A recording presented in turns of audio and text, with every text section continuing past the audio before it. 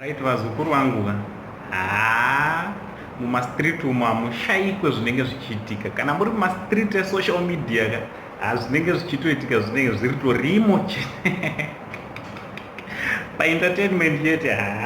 Zimbabweans they are trying. Our Zimbabwean entertainers vanogara vachingozama, vanozama. Mozva kuti ndoda kutoadvisa, pane maartist akawanda ndoda kungokupaiwo matip kana uchida kuti urambe uri mugame iri even uri musician sometimes it's necessary kukosora uri paunenge uri ipapo wakatarisa pakamera kudai isusu tototanga kutokomenta kutoti kukosora kwachona muri kumuona sei, utano huchiri right here izvozvo chete zvinokuita kuti urambe uri mugame. Kana tobuditsa album obva waenda totoshauta kuti kwakaendepi.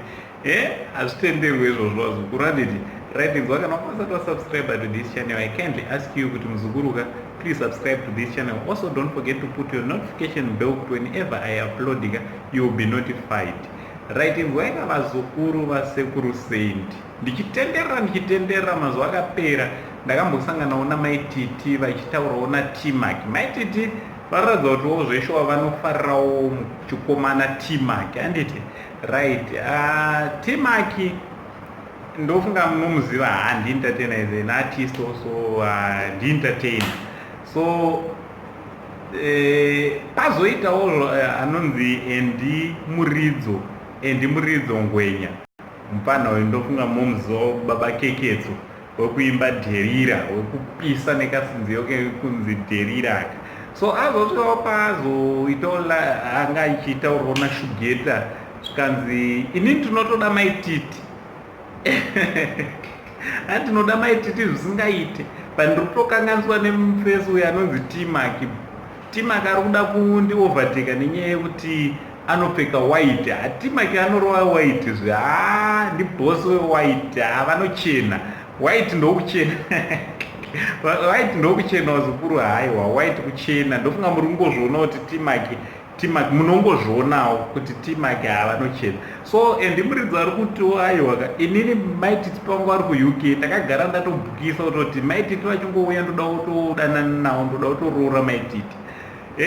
So kuroti maititi vari kupisa vari kudiwa. Maititi vari kudiwa.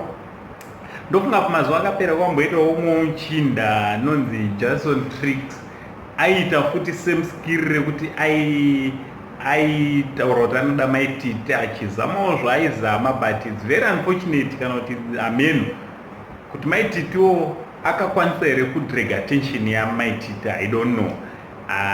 Pamwe zvinenge zvakandijambawo zvazvona, ndinombojambawo nezvimwe. Handiti vazukuru. So ndonyaya ndauya nayo yemukomana anonzi Ndimuridzo ari kuti iye anoda maititi. Ari kudawo maititi. So maititi isimbi zvayo, haisimbi plus haisimbi ichakati rongekei. Handiti vachiri vakarongeka zvavo mukuita kwavo.